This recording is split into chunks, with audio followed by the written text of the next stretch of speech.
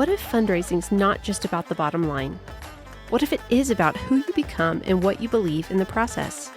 And what if the journey is bigger than you and your ministry? Welcome to Season 4 of It's Not About the Money. Join us as we examine elements of ministry fundraising through the unique lens of personal formation. Let's dive in. All right, welcome back to It's Not About the Money. We are in the middle of our mini-series on church partnerships. So picture this. You've poured your heart into your calling, and now it's time to share your mission with the church. But how do you make sure that your message resonates? How do you move beyond a one-time presentation to building lasting partnerships that fuel your ministry? In this episode, we are pulling back the curtain on how to effectively communicate your mission to churches without feeling awkward about asking for support. We will explore how to craft a compelling presentation, navigate church politics, and turn a 5-minute Sunday morning slot into a long-term relationship. Whether you're preparing for your first church visit or looking to refine your approach, this conversation is packed with practical strategies to help you connect with congregations, inspire action, and build a strong foundation for ministry support. That sounds pretty great. It sounds great. Yeah. And man, we have a lot of super practical tips for people today. Yep. Get your notepad and pen out, guys. Totally. You're going to want to... This is your on the ground module. On the ground. Rubber Yep. meets the road. Yep. Rubber hits the road right here. Mm-hmm. So I'm going to kick us off with a question, guys. Let's jump right in. Okay, so why is it important to tailor a church communication plan before presenting your ministry? I think you got to really know your church and what they're looking for. Some churches, depends on their schedule, what they have going on that Sunday when you come in and visit and speak. And so you got to know, do they want a 5-minute elevator pitch? Do they want a longer explanation? Do they want a Q&A? There's so many things that are really just pertinent to the church. And some churches want more, some churches want less. And so you definitely want to tailor it to that church, as well as if that church has a specific focus for mission. If they're specifically focused on the area that you're in, then you may want to connect the dots for them. Totally. So it's not a one size fits all. Right. Totally. That's got to make them feel special. Yeah. Yeah. Yeah. And you may want to say like how long they've been with you, because they might not know. I mean, most of the people in the church are not going to know how long they've been in relationship with you or in partnership with you. Okay, so as we're just kind of talking about some foundational pieces of church communication, I'm also wondering if you could identify what are the key differences between making a presentation and giving a financial ask. Because they're not synonymous. Right. But there's a lot of overlap too. So I think we're going to get into this later in this episode, but the W's and the H of explaining who, what, when, where, why, and how. I think that's important for any presentation, one that includes an ask and one that doesn't include an ask. But the key difference for specifically talking with a congregation and giving a presentation is that your goal here is to inform. It's not necessarily to move people to give. It's to inform them about what is happening on the other side of the world or in your ministry. Maybe it's stateside. To give them some vision. Yeah. That's your goal, is to cast vision. Yeah. So it's basically distinguishing between informing or inviting. Exactly. Very true. So let's get into maybe the specifics of how you even go about broaching the topic with a church, maybe for the first time, or maybe just securing a presentation date. What are some What are some best practices for that? Mm-hmm. So a lot of times, by the time you get the chance to present to the congregation, you will have already received that green light from the church for them to give you financial support.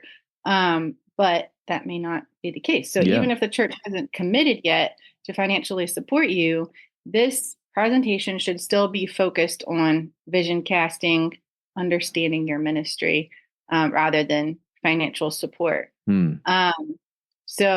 But yeah, the first thing that you want to do is get that presentation on the calendar and really understand who's in charge of that. Because there could be multiple people in charge of the calendar. Of the church calendar. Yeah. Good.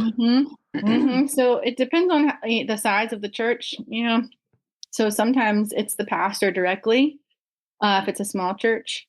If it's a bigger church, you may want to go through the missions committee. You could go through your advocate, or maybe it's the secretary at the church.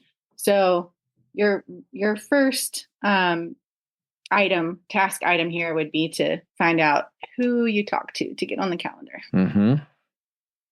So Corey, how far out, I mean, maybe it's different for every church, but in general, like how far out do you need to start thinking about planning for your presentation as far as like getting on their schedule? Yeah, I would say just as far in advance as possible.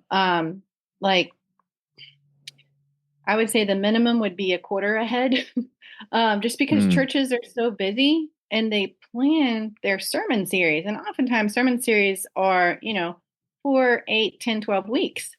And so you want to make sure that you're fitting into maybe in between a sermon series, or a lot of times it'll be when the pastor is on vacation. Like you could find out when he's going on vacation, then you could fill in for him. So, there's a lot, or maybe it's in between series. So then they need a filler. So there's a lot of different ways that you could come in, fill in for someone. But you should also be open to sharing in like Sunday schools or in small groups, youth groups, midweek services, etc. I usually spoke at churches in the summertime, and I would always get those on the calendar in the spring or before that. So that, as I listen to you, that brings up another instant question: is how long are your typical presentations? Are you usually given the full Sunday morning or a full Sunday school? Yeah. A lot of times I was given the full time. Wow. And I think that has to do with the size of the church. Sure. Yep. And so I was often given like the full Sunday morning service. Oh, wow. That does feel very different than other experiences I've had. I think it is. I think it's more of like a rural church thing where, the pastor's on vacation and he doesn't have anybody to fill in and he wants you to come. But if I didn't have the full service, I would often have a full Sunday school hour. Great. So, and if that didn't happen, then it would be about 10 to 15 minute announcement before worship. So the churches that supported me that were bigger were more often the 10-minute presentation. Yeah. The churches that were smaller were like the whole service. Okay. And they wanted a Q&A and all the stories and everything. Yeah. So then I had multiple PowerPoint presentations. I would have one that was shorter and one that was longer. Sure. Yeah. Okay. Be prepared. Yeah. Right. Exactly. And I think it's important that before, like, you get it on the calendar, but then a week or two before your visit, you want to confirm it to give them time to announce that you're coming, because there may be some people at the church who know you or support you, and they definitely want to make sure that they're there. So, or, some churches will have a bulletin that has announcements like next week we'll be doing such and such. So just to make sure that people know you're coming in the congregation. And you might be tempted to think, I don't want to bug them. I don't want to pester them. But I think it's fair to say you cannot over communicate to your church. That's so true. Probably true. Yeah. Yeah. How about ensuring that you are well prepared for maybe the technical or logistical aspects of the presentation? Any pointers there? Yeah. So some churches want you to email your slides ahead of time. So you want to find out if that's what they need. And, if not, you can just bring it in your own flash drive. But, sometimes they really want their audiovisual person, IT person to communicate with you and know what's going on. Or they want to connect you with that IT person so that you find them as soon as you arrive at the church. Makes sense. So that's because you will need to communicate with them about who's moving the slides forward. Are you going to get a clicker? Sure. How are you going to communicate if they need to move the slides? Are you going to say next slide? Are you going to give them a nod? So you need to communicate with that person. A hand signal. Yeah. Yep. Yeah. Yeah. Yeah. And, maybe your presentation doesn't utilize those kinds of things, but I just have to say, so Andy, I don't know if you remember this, but several months ago at our church, because Andy and I go to the same church. We do. Fun fact. And several months ago, we had some visiting workers, and their presentation was so powerful because of the visuals that they used. They work in Bible translation, and they put up a sentence, and then they removed like half of the words and asked you to read the sentence, and then basically were like, does this make sense? And then they used that to kind of help people understand the value of Bible translation and translating into people's native language and having complete translations, because obviously if somebody only knows a few words in the translation they're trying to read, they're totally going to miss the point. And that was just it was such an impactful visual. And I remember actually even texting Andy after the service, like, they need to come on the podcast because that was such a great. We should have them. That's amazing. Yeah. That was fantastic. And I think it really, the outcome for me is well, a number of things, but one of them is confidence. Like suddenly I feel confident that their preparedness gives me confidence as a donor. Mm-hmm. Like they know what they're getting themselves into. Sure. They're thinking this through versus someone who kind of just gets up and says, well, I just like to wing it. Well, and it was compelling. It was very compelling. It very thoughtful. Yeah, it proved the need. Yeah. It's like I have trust that they are going to use my finances well. Mm-hmm. And that they're needed. Yeah. Yeah. So that's a good question, Corey. Like what is the role maybe specifically of visuals and storytelling in engaging the audience? Storytelling especially is huge. Mm-hmm. I mean, I just took a class in adult learning, and there was a statistic, I don't remember specifically, but it was about the percentage of memory that the listener, the audience has, after what they remember long after that presentation. And if there's a story involved, that percentage goes up significantly. Whoa. Yeah. If there's no story involved, they're going to forget it like the next day or two. Let's make up a percentage. 70% more likely.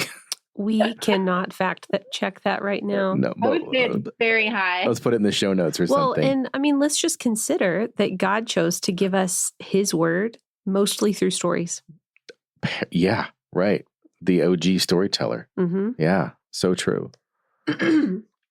Yeah. So if you combine that with visuals, it's even more effective.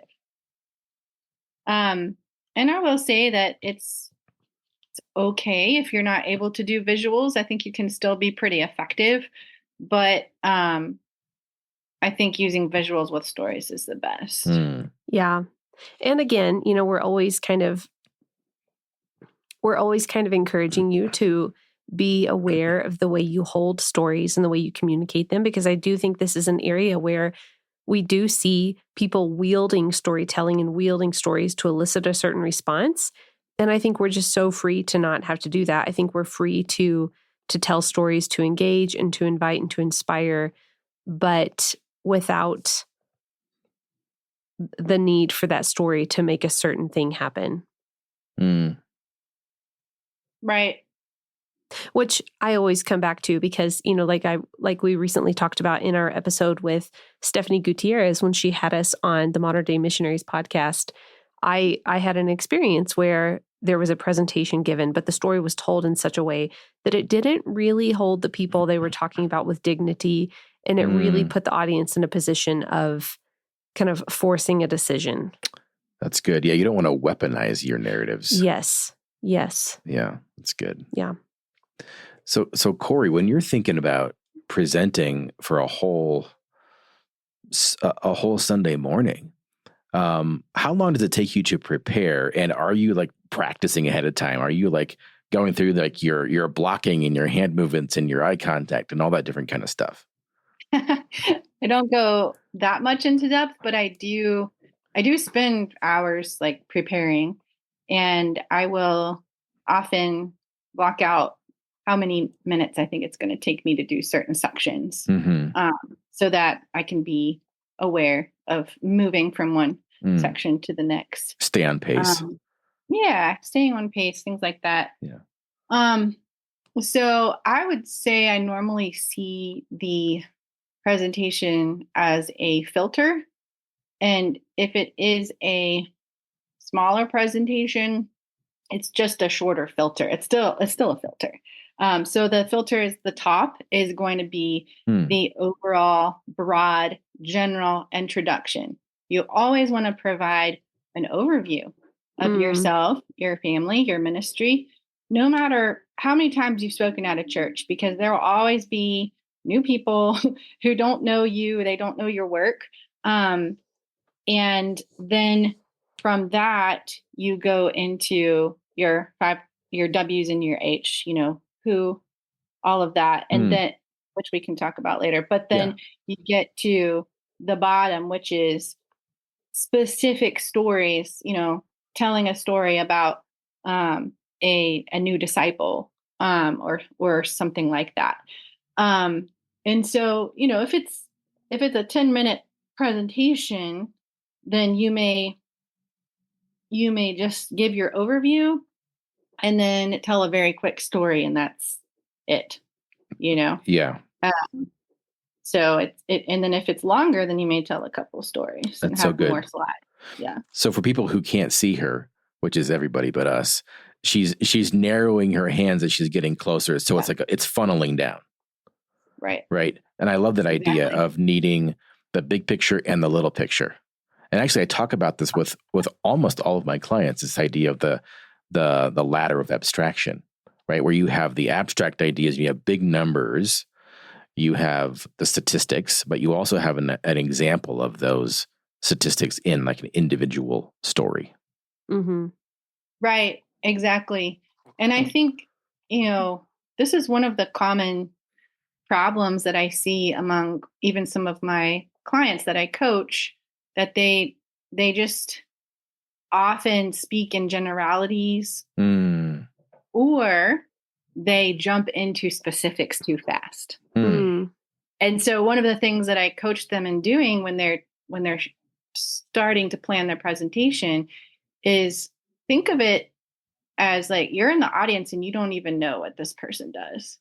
And so, because a lot of them will start off with saying, well, we are church planting and serving to get the such and such people group, more aware of who Jesus is. And we've been serving there for 5 years and our team is doing this and that. And I'm like, okay, let's stop and take a step back. And first we want to find out, like, where is this country on the map? Why don't you show us a picture of this country, show us where you're at, and then give us some statistics, like how many unreached people groups are in that country or in that area. Tell us a little bit about the unreached people group and how many people are in that people group. What religion are they? And what percentage of people follow Jesus within that people group? And then you go down and tell us how you're meeting that need,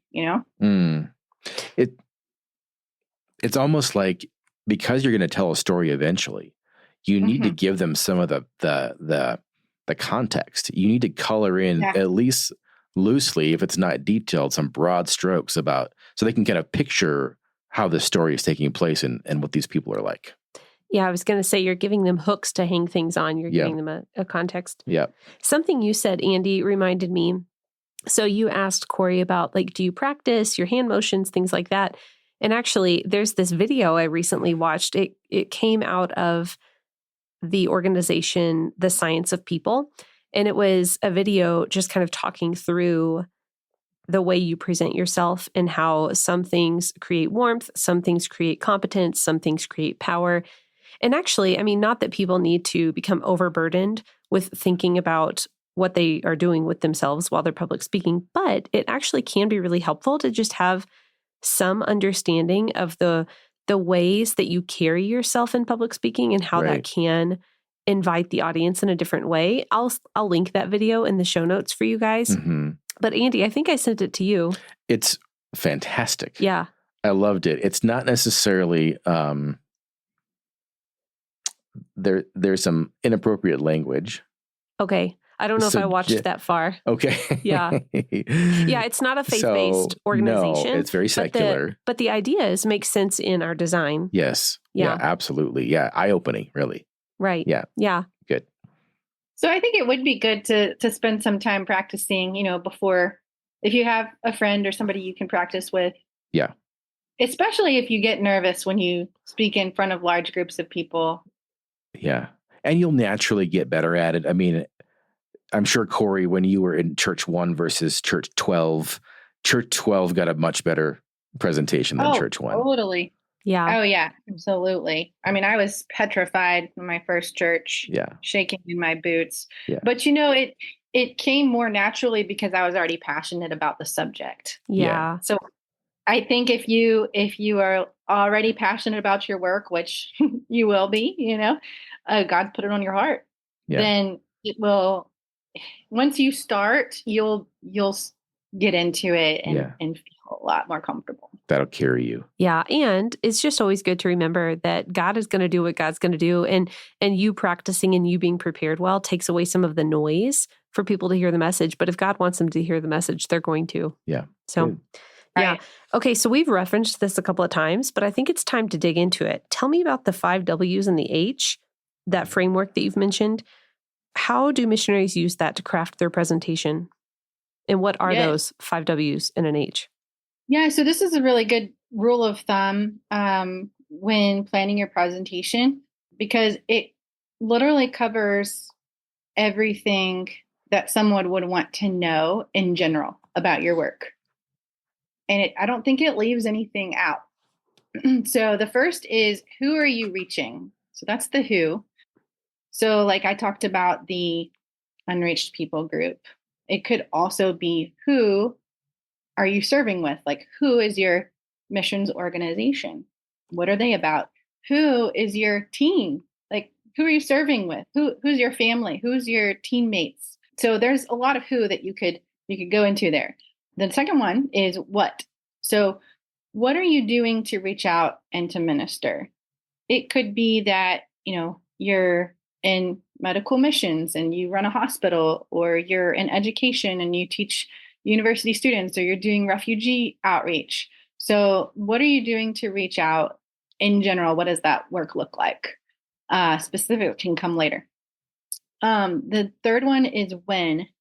So this one could be for people who are already on the field doing work, or for people who haven't left yet and they're still raising awareness and raising support. But so it could be, when do you reach out? So if you're already on your field, like, when are the times of the day or times of the week or the month that are biggest for you to go and to reach out? Or it could be, you're raising your support and awareness now and you're going to leave for the field. So when are you leaving to go to the field?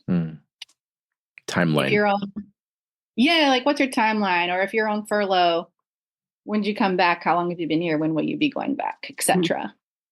And the next one is where. So where are you going to minister?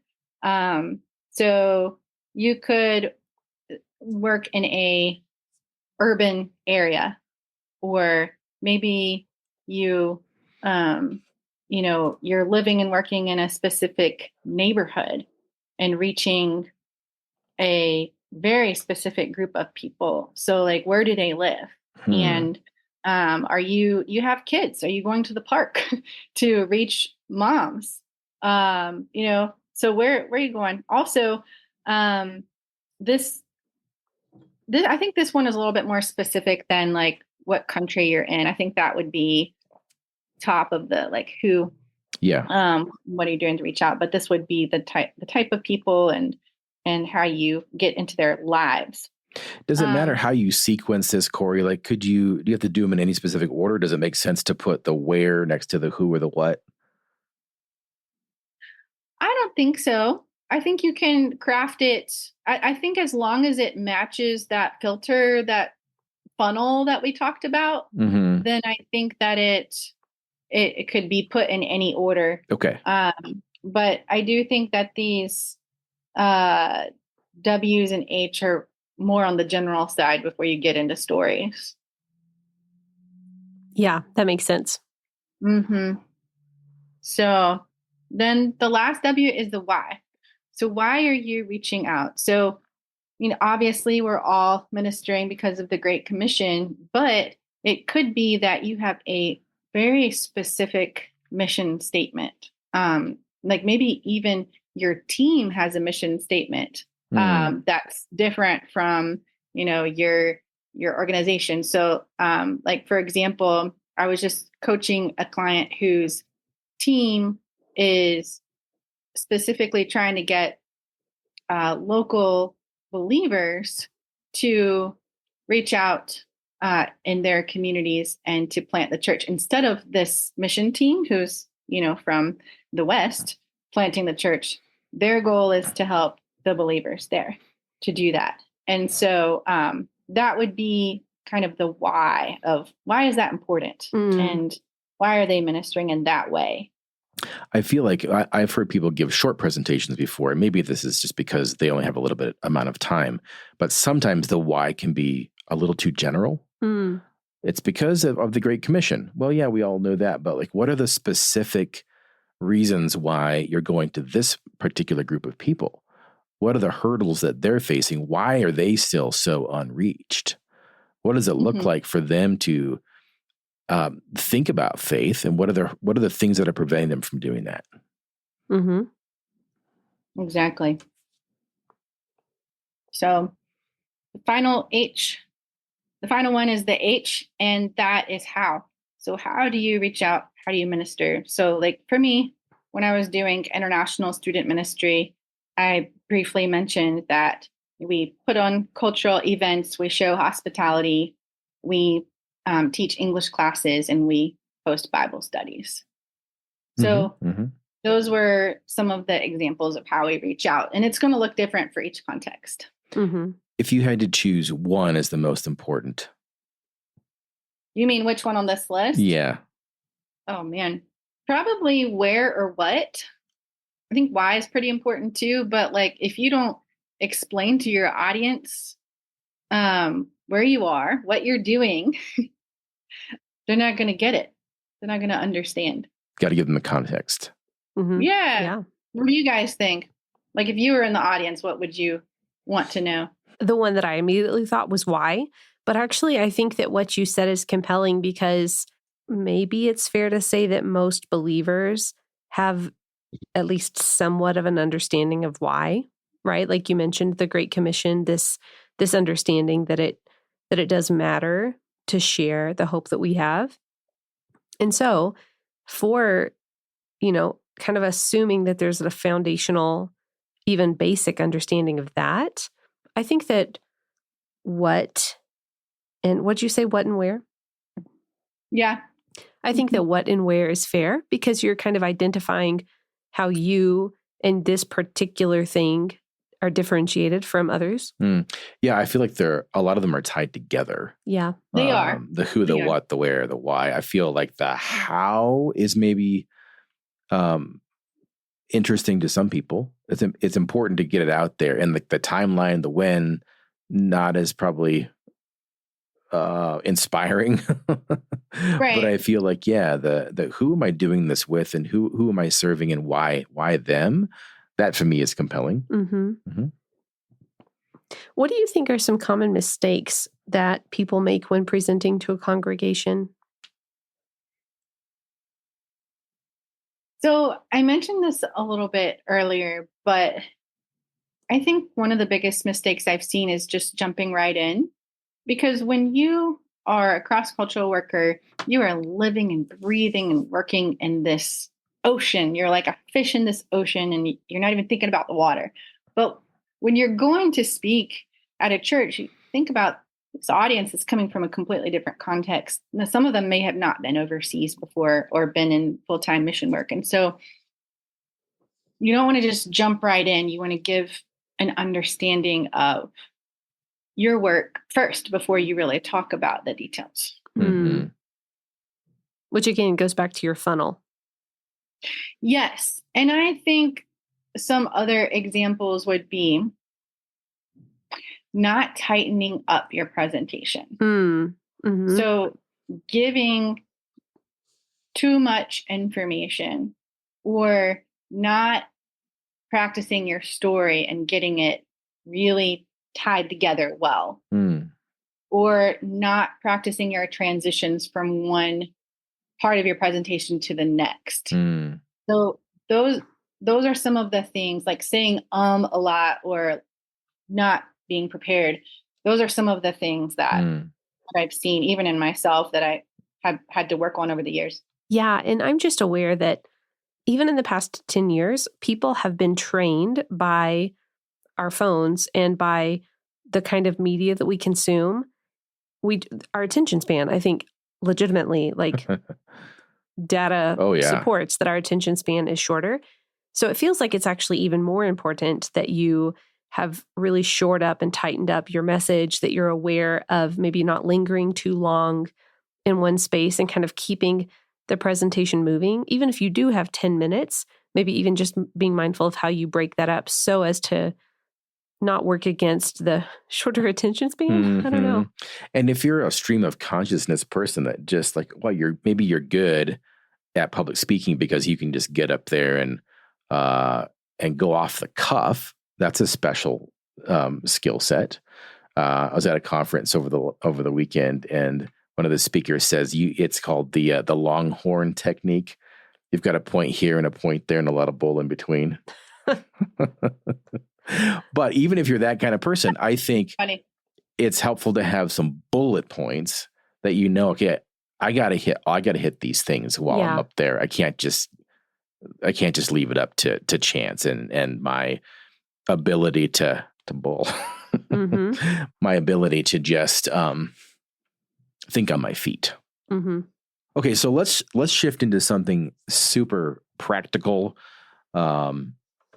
Let's talk about after the presentation. What are some tips? What are some effective ways to connect with individuals after that? Let's head to the lobby. Yes, the lobby, my favorite part. So find out where people are going to be milling around after church and ask beforehand if you can get a table to station there to put some information about your work. So when I was speaking at churches, I had this trifold backboard where I put pictures of my ministry. And on the table, I had like really colorful tablecloth representing where I was serving, and had a lot of information about my ministry. So some examples of things that you can have on your table. You have a open Bible in the language that you're serving. You could have some brochures about your ministry or some recent newsletters. You could have your photo prayer card of your family or yourself People love snacks or candy. So if you have some candy from your country of service, you could have that. Yes, we do. Yeah, bookmarks, prayer needs, all that good stuff. What about sign up for your newsletter list? So that's really important to connect with people individually. So when people come to your table to talk with you, have a sign up sheet available for them to put their info. So you want to get their name, their email, and or phone number, and their mailing address to put them on your update list. So some people are going to ask you directly how they can give at that time. And it's good to go ahead and have an answer ready for them, whether that's a giving envelope or a QR code or something that explains how they can give online. But you can also tell those people, hey, go ahead and put your info down here and I'll check in with you this week. And then contact them to see if you can have a phone call or an in-person meeting. Buy them a cup of coffee. Yeah, absolutely. I mean, since those people are already going to know about your ministry, but when you talk with them or get together with them, you can go deeper into the work and you can ask them if they have any questions about your work. And that might be a chance to further your support base. Yeah. Ask them about their own heart for ministry. Yeah. Yes. Yeah. Good. Yes, for sure. Get to know them too. Yeah. Does it have to be an iPad, or can you literally just have a clipboard or a piece of paper? Well, I always did this before iPads came out. So Okay. Yes, I had paper that worked just fine. But I think having an iPad would actually be a great idea because you wouldn't have to, figure out what people, is that an A or an O? Right. Read their handwriting. Right. Yeah. Yeah. Yeah. I think I would have both. Yeah. Because I'm thinking through, like I'm hearing you guys talk and I'm thinking through, okay, church is out. I got to go get my 4 kids because they say get your kids before you do anything else. So I've got my kids. We're milling about and I'm trying to have some kind of cohesive conversation at this table. And honestly, I just want to like jot something down. Yeah. And then grab a picture, maybe a piece of candy, and then for your kids too. That's what I mean. Like, but there's a lot of dynamics to consider in catching people after a service. And don't be offended if people don't have time to stop by. Right. Too. Don't take it personally. So maybe there's also something in there to advocate for posting something in next week's bulletin or in some kind of e-news that says, hey, if you didn't have a chance to sign up or you wanted to talk with Corey, here's how you do that. Yeah. On one hand, don't be offended if people don't stop by. On the other hand, be prepared to graciously kind of give the hint that you don't have a lot of time to talk in that moment. Yes. Because maybe people come up to the table, they want to have an in-depth conversation. So just be prepared with a way to graciously invite that conversation into a different time and space. Yeah. Yeah. Did you experience that? Yes. So that happened to me a lot. And I was going to give a practical suggestion on that. Yeah, good. So one of the things you can do if someone comes along and they like really want to go deep and have conversations, ask a lot of questions, you can, with your body language, you can move that conversation over to the side of the table so that you're not blocking the table. That way, when people are walking by, they see that the table is still open and they can come. So like I'm over here having a conversation with someone, but multiple people are still at my table looking at stuff and getting stuff. So that's one way I've done it. Another way is as I'm in that conversation with that person, I'll steer the conversation towards like, hey, I'm so glad that you are so interested and have so many questions. I'd love to talk with you more. Could you sign up on my sheet here and I'll get in touch with you and we can have a more in-depth conversation without, being interested. Yeah. Yeah. Yeah. And I think that's really important. And you might even consider, you can print business cards pretty cheaply on like Canva and stuff. So you might even consider having a little card you can give people that, so that you guys can stay in contact or something. And as you were talking, about how you can take the conversation to the side of your table, it actually would probably be a great thing to just always invite somebody from your core team to join you at the table. I was thinking the same thing. Right. So that you've got more than one person of that your can. advocate. Yeah. So true. That can just kind of encourage people to sign up. They can be passing out your prayer cards. That'd be helpful. Teamwork. Yes. Yeah. All right. So now we're moving into module 4, since we're combining 3 and 4 today. So looking at module 4 of the curriculum, it kind of starts to talk about securing financial support. So let's get into that. What are different ways churches typically support missionaries financially? There are a lot of ways. Even within the financial aspect, there are many ways. And then in the non-financial aspect, there are many ways. So we'll start with financial. So there is the love offering, which is pretty common in small churches. Each time you come to speak, they just ask, the pastor will ask for anyone to just give randomly in the moment. And so that's pretty common. That was pretty common for me. And then quarterly, some churches like to give, once a quarter. Some give monthly and some give annually. They may give a large amount annually, or they may split it up, So those are just some examples. What have you all seen in being supported? What has happened?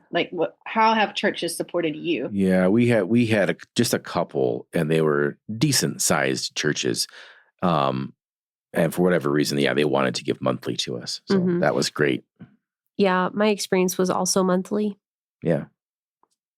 Convenient. Most of mine were monthly. Even in some of my monthly churches, they would give love offerings when I would come and speak. Yeah. And then I had some churches that did annual.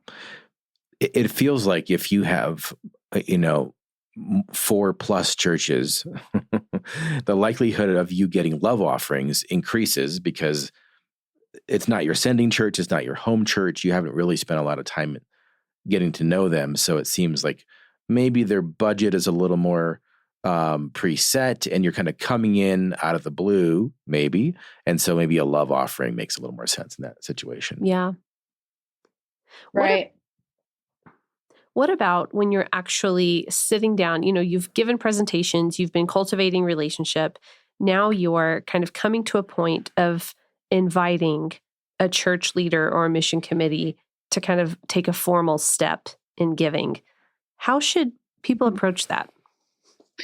Yeah. So in that conversation, you will want to find out how that church typically supports their missionaries. So have your list of questions for them.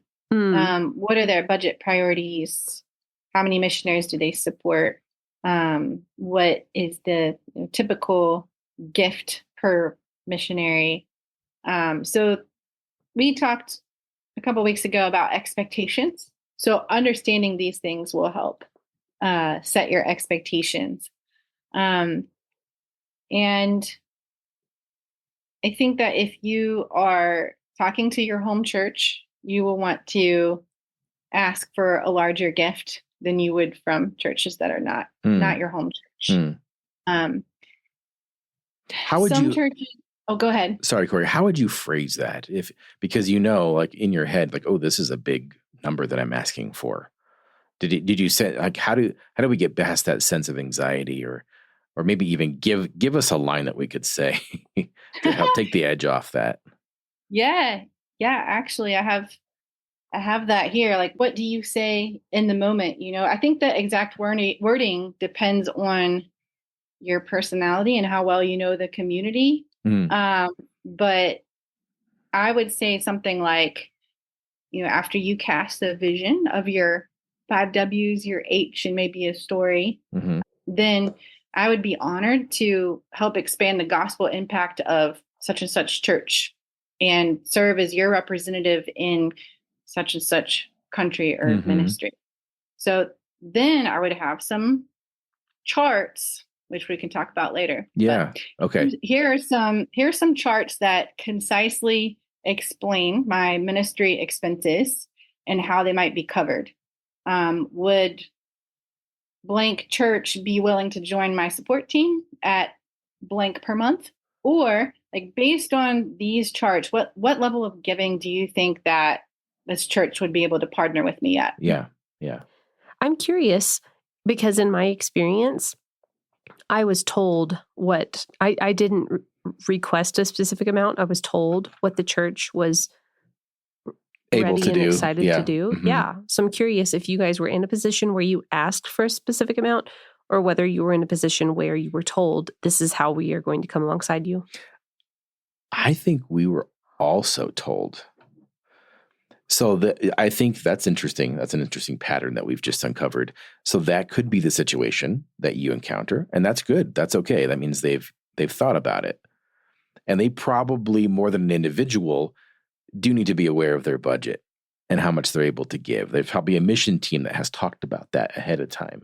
So I think that's reasonable to expect that, but it's also good to be prepared in case they haven't done that. Yeah, because in my scenario, they were actually really proactive in getting a lot of information from me. How much total are you going to be needing? So they actually had a lot of questions for me that then positioned them to make their decision. Yeah. I think you could also approach them as like, hey, and this is something that I picked up from one of my clients that I worked with.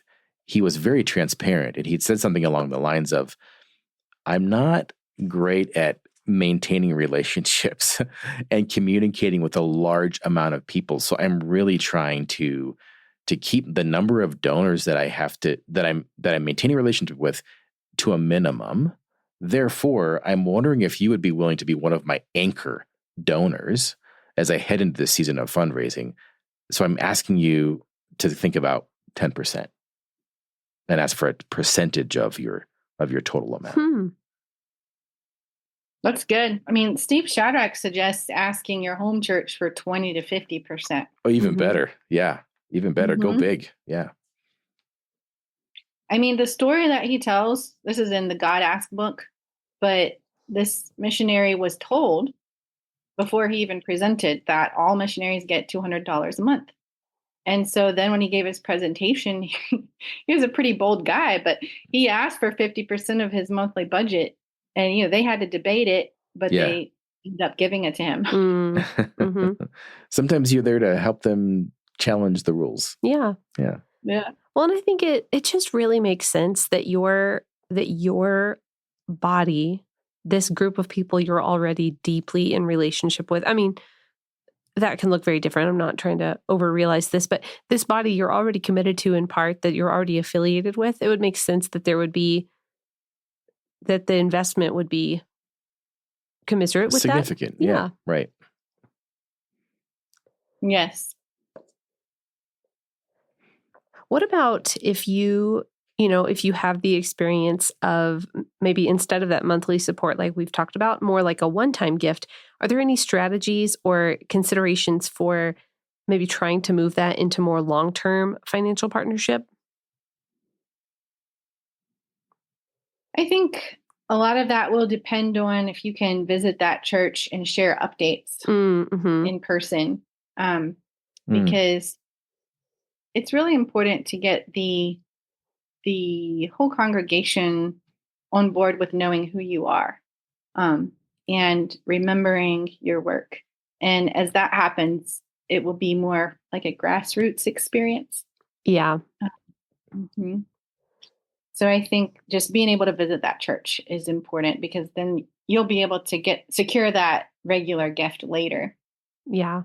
What about managing just kind of your own time and the expectations for presentations, but then also follow-ups with individual church members? I can imagine that with your home church, that might be a bit easier because it's probably in your local community and things like that. You know them better. Right. You know them better. Maybe there's already some level of relationship, but it strikes me that with other churches where there's individuals within those churches that would desire, one-on-one conversation, like what do you do with that? I think that's where the advocate comes in. And you should really have someone that you would consider to be your advocate at each church where you are raising support. So even if you go in and build that relationship from the ground up by yourself, still be looking for an advocate because you'll need them later.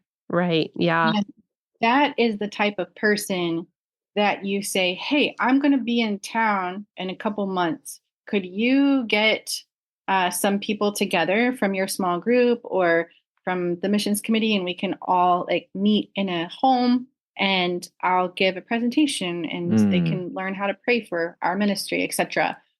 Yeah. So you're depending on other people to help you get the word out and connect with people.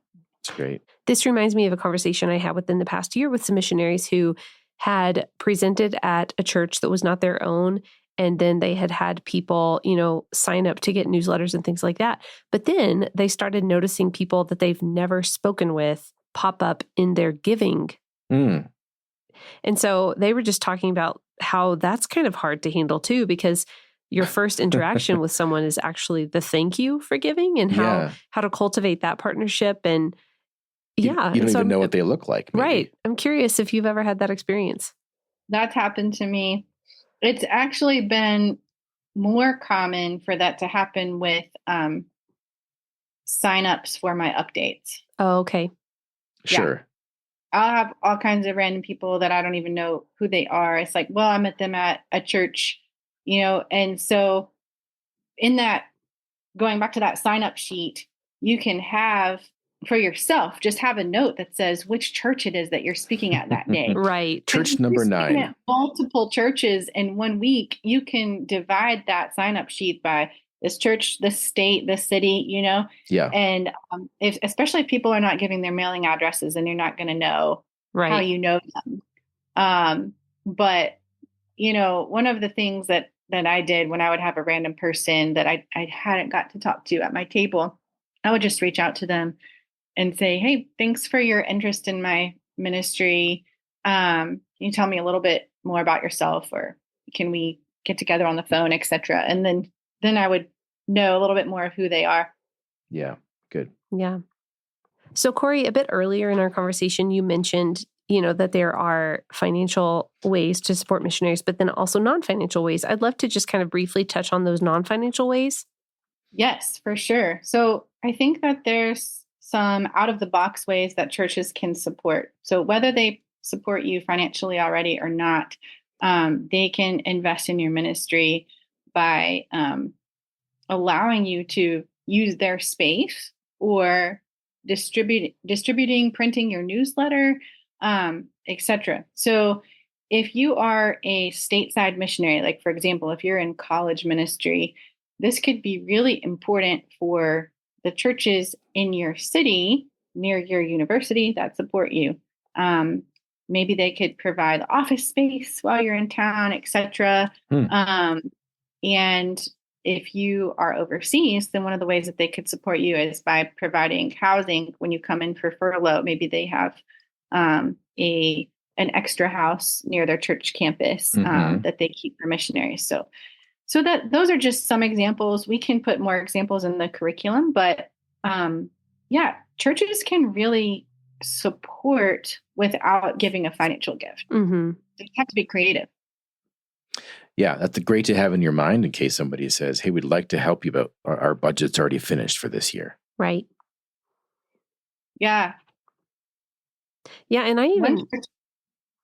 Go ahead. I was just going to say one church paid for my laptop 1 year that I used for my ministry. Cool. Nice. That feels good too. I think a lot of people and organizations like to give to something specific, not just a big bucket of financial need. Right. So, hey, can you buy me my laptop? Can you get me a car? Can you let me borrow a car? Can you pay for my extra luggage? Whatever it is. Yeah. Yeah. And I think that this next question, which will kind of wrap us up for today, it kind of centers on probably the key posture in whatever ask you have or whatever you're receiving. And that's just around gratitude. So why is gratitude paired with consistent communication critical to maintaining strong church partnerships? Well, people want to know that they are valued. And I mean, that's like the key in any relationship. Yeah. Any human connection. You got to feel like you are valued in that relationship. So, and it really helps build the long-term partnership with consistent communication and gratitude. So you want to give them updates about your work, but you also want to send the thank you notes.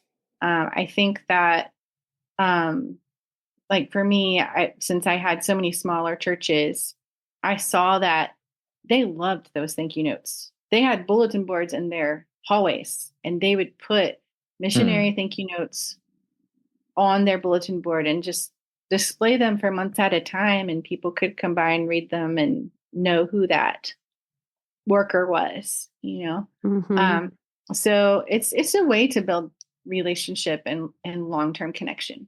Most churches don't want to just write a check. Most people don't want to write a check, right? Yeah. Yeah. They want to know that they're truly partnering with you. Yeah. And that their gift is making a difference. So like, for example, in your thank you note, instead of just saying, thank you for giving to this ministry in general, you can say, thank you for giving to this ministry. Today, I got to meet with a student who has questions about what it looks like to follow Jesus. And I was able to buy them coffee because of generous donors like you. Love that. Or like tonight, I'm planning to go to a Bible study and I'm bringing a case of Bibles to distribute in different languages. Thanks to donors like you, I can do things like this. So like give them a little 1 to 2 sentence taste of what your daily life looks like and how their gift plays into that. Yeah. Well, and that invites your own gratitude. It reminds me of an episode earlier this season with Kenton, where he was talking about how, he had a woman that would give $10 a month. And he was aware that taking a student to coffee or playing a game of pool or whatever was made possible because of her and that $10. Yeah. Yeah. That's so good. And it makes me think of, again, that video that we referenced earlier about body language. One of the kind of tangential points that the guest was making was how to be authentically, genuinely in relationship and how to foster relationship. And one of the things she brought up was when you're out and about and you see something that reminds you of Heather or reminds you of Corey, shoot him a little note and say, hey, I just saw this. Thought of you. That's it. There's no strings attached. There's no, also, thank you for giving, or, hey, I got another month coming up. It's just a nice social touch. Yeah. And what I love about that is it's not actually you're cultivating your attention towards relationship. You're not just trying to cultivate the relationship. It's not like you're scheming about how can I strengthen this relationship. You're for the purpose of money. Right. You're directing your own heart and genuine attention towards the relationship. Yeah. Because of that person. Yeah. You're going to care for the person. Yeah. Good. Well, like I said, this was a robust episode and it had a lot of very practical tips. So I hope, listener, you found it helpful. Yep. Now go out there and do it. All right. Whoop. It's Not About the Money is presented by Provisio Fundraising Solutions. Provisio equips support-based workers with flexible training, practical resources, and one-on-one coaching. Find out more at provisiofundraising.com.